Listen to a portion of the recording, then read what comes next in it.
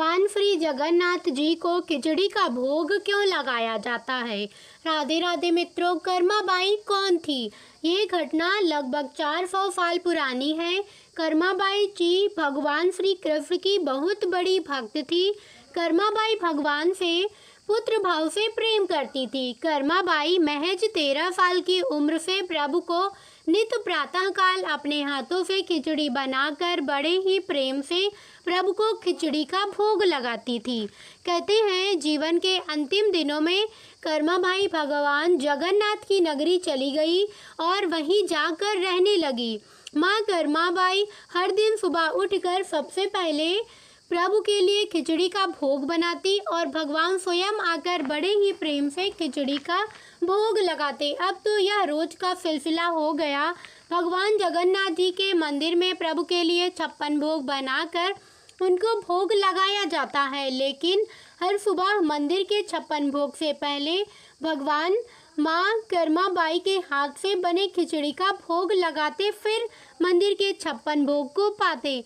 एक दिन कर्माबाई के घर सुबह सुबह एक संत पहुँचे। संत ने कर्माबाई को बिना स्नान किए खिचड़ी बनाता देखा तो संत को ये बात अच्छी नहीं लगी। उन्होंने कर्माबाई को बुलाकर उन्हें पूजा पाठ करने की विधि विधान को समझाया और स्नान आदि करके ही भोग बनाने को कहा।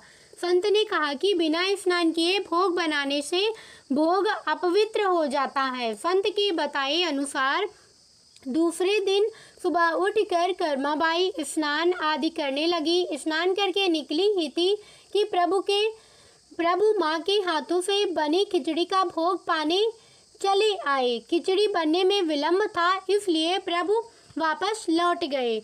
थोड़ी देर बाद फिर से भगवान खिचड़ी का भोग पाने आए तो देखा कि अभी माँ चौका बर्तन साफ कर रही हैं। प्रभु ने कहा, माँ जल्दी कर, माँ मुझे बहुत भूख लगी है।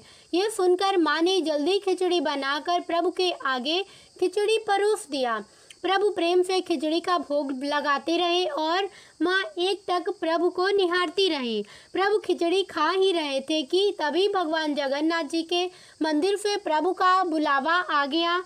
मंदिर का घंटा बजने लगा और भगवान खिचड़ी पूरा खत्म किए बिना ही जूठे मुंह से मंदिर का भोग पाने चले गए। भगवान जगन्नाथ जी के मूर्ति के मुख पर जूठा लगा देख मंदिर के पुजारी हैरान हो गए।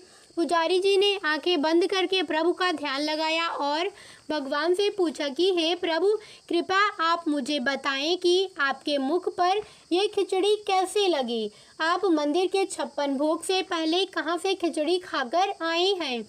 तभी पुजारी जी को एक आवाज़ आई कि हे संत, मेरी एक बड़ी ही अनन्य भक्त है कर्माबाई। मैं हर दिन प्रातः मंदिर के भोग से पहले अपनी माँ के हाथों से बना स्वादिष्ट खिचड़ी का भोग लगाता हूँ। मेरी वो भक्त अनपढ़ और बहुत ही सीधी सादी है, परंतु आज एक संत ने मेरी उस भक्त को मेरी पूजा करने के विधि विधान को समझाकर बहुत गड़बड़ कर दिया। आज संत के बताए हुए विधि विधान के अनुसार मेरी माँ को खिचड़ी बनाने में बहुत विलंब हो गया। मैं खिचड़ी का भोग लगा ही रहा था कि इधर मंदिर में घंटा बजने लगा और मैं खिचड़ी का पूरा भोग लगाए बिना जूठे मुंह से ही मंदिर का भोग पाने आ गया। भगवान ने बड़े ही दुखी स्वर में कहा कि उस संत का क्या जाता है कि वो मेरी माँ कर्माबाई को इतना विधि विधान बताकर आ गया। मैं तो बस प्रेम का भूखा हूँ। प्रेम से मुझे कोई किसी भी प्रकार से कुछ भी बनाकर खिला दे, मुझे वो बहुत स्वादिष्ट लगता है। मुझे विधि विधान से कोई मतलब नहीं है। उस संत के कारण ही आज मैं अपनी माँ के हाथों से बनी खिचड़ी का भोग नहीं लगा पाया। भगवान की ये बातें सुनकर तुरंत कर्माबाई के घर जाकर उनसे कहने लगे कि आप अपने तरीके से ही भगवान का भोग लगाएं। आपको किसी भी प्रकार की विधि विधान की आवश्यकता नहीं है। अब तो फिर से माँ कर्माबाई प्रातःकाल सबसे पहले प्रभु के लिए खिचड़ी का भोग बनाती और भगवान मंदिर के भोग से पहले अपनी माँ कर्माबाई के हाथों से बनी हुई खिचड़ी का भोग लगाते और फिर मंदिर का 56 भोग पाते। 25 जुलाई 1634 की बात है। पुजारी जी देखा कि भगवान श्री जगन्नाथ जी के कोमल नेत्रों से अश्रु की धारा बह रही है। प्रभु के नेत्रों से अश्रु बहते देखकर पुजारी जी हैरान हो गए।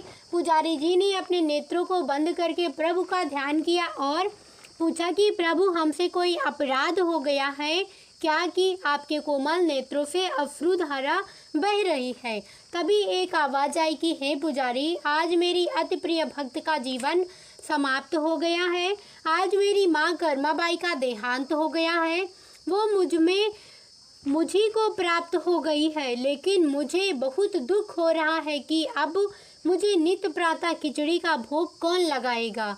उस वक्त मंदिर के पुजारी के अलावा बहुत सारे संत और पुरी के राजा भी मौजूद थे। उन सभी ने ये बातें सुनी। उसी समय राजा ने मंदिर के पुजारी से कहा कि अब से 56 भोग से पहले भगवान जगन्नाथ जी को खिचड़ी का भोग लगाया जाए, उसके बाद ही 56 भोग लगाया जाए। तभी से भगवान जगन्नाथ जी को पहले खिचड़ी का भोग लगाते हैं और उसके बाद ही 56 भोग का भोग लगाते हैं। ऐसी वीडियो देखने के लिए वीडियो को लाइक, चैनल को सब्सक्राइब करके कमेंट में जगन्नाथ भगवान की जय जरूर लिखना। साथ ही अपने मित्रों संबंधियों के साथ शेयर करना। धन्यवाद।